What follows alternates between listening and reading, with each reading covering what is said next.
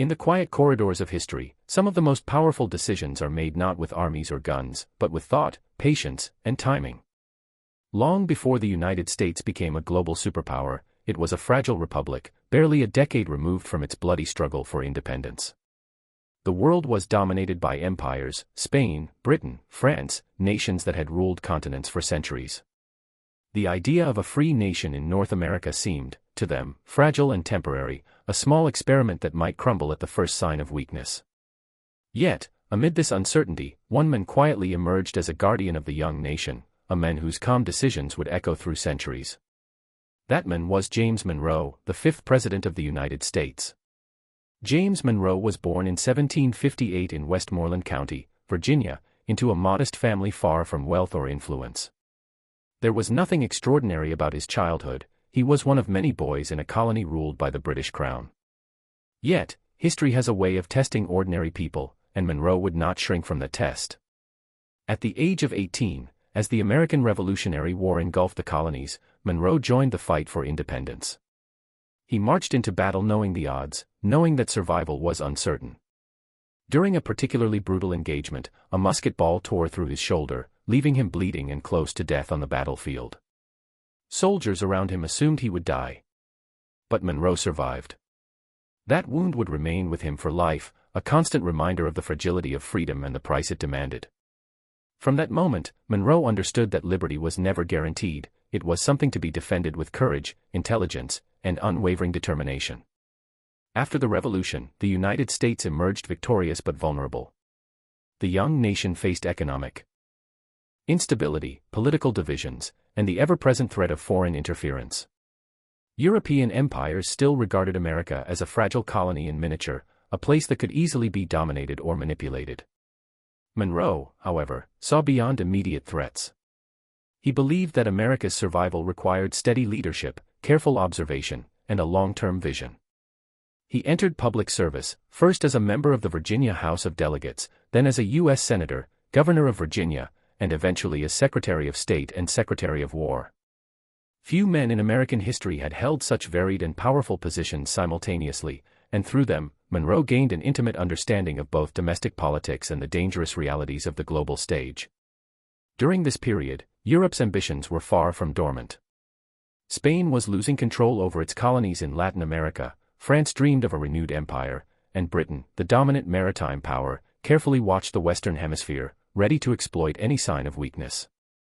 Monroe recognized a dangerous reality: empires do not rush into conflict recklessly. They wait. They observe divisions, test vulnerabilities, and strike when their advantage is absolute. To confront them too early could destroy the young United States, yet inaction carried equal risk. Monroe realized that the nation needed strategy, not merely courage, and patience, not just power. In 1817, Monroe became President of the United States. The country appeared to enjoy a period of calm. Political tensions had eased, and many Americans believed the greatest threats had passed. Historians later dubbed this period the era of good feelings. But Monroe understood that peace can be deceptive. While the country rebuilt, European powers were quietly discussing the possibility of extending influence into the Americas. If they succeeded, America's hard-won freedom could be undermined without a single shot fired. Monroe recognized that the young nation needed to assert itself in a way that did not provoke war but could not be ignored. He understood that sometimes, survival and influence required a voice louder than weapons yet softer than anger. For years, Monroe carefully observed global events, studied diplomacy, and weighed the delicate balance of power. Then, in 1823, he delivered a message to Congress that would resonate for centuries. It was precise, calm, and unyielding. This message, later known as the Monroe Doctrine, declared that the American continents were no longer open to European colonization. Any attempt to interfere with independent nations in the hemisphere would be viewed as a threat to the United States. Monroe's words carried no immediate threat of war. No army marched, no cannon fired. Yet they were powerful beyond measure. For the first time, a young nation spoke to the empires of the world and drew a line they were not to cross. The world responded with hesitation. Europe understood the implication of Monroe's declaration. The United States, though still young and relatively weak in military terms, had asserted its intentions with clarity and confidence. The doctrine became a defining feature of American foreign policy, signaling that the nation would no longer be a passive observer in global affairs. Monroe had changed history without bloodshed, using strategy, patience, and foresight to shape the destiny of a continent. In doing so, he secured the United States a seat at the table of world power. Monroe's presidency and the Monroe Doctrine also left an enduring lesson about the nature of leadership. He did not seek recognition or applause.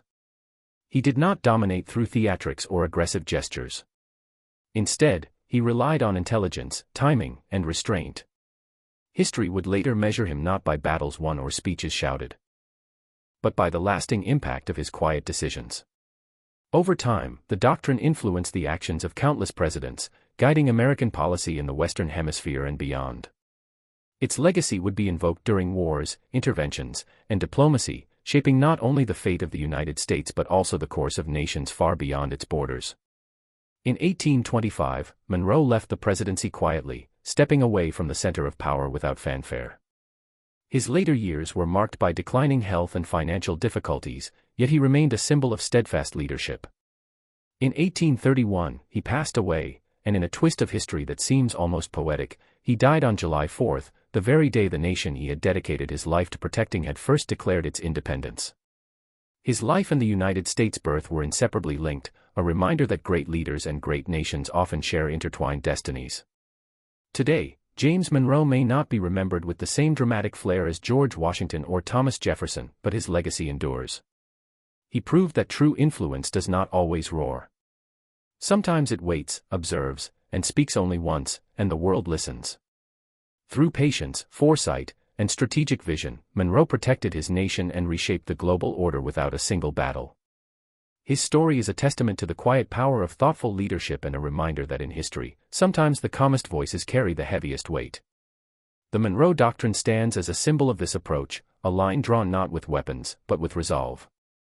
It set the stage for America's rise as a global force, demonstrating that influence can be achieved through intelligence and courage as much as through conquest. Monroe's life teaches us that true leadership is not about winning applause in the moment, it is about shaping the future, often in ways that are invisible until the consequences unfold decades later. His legacy reminds us that history is shaped not only by the loud and the bold, but also by those who wait patiently, act wisely, and understand that timing is everything.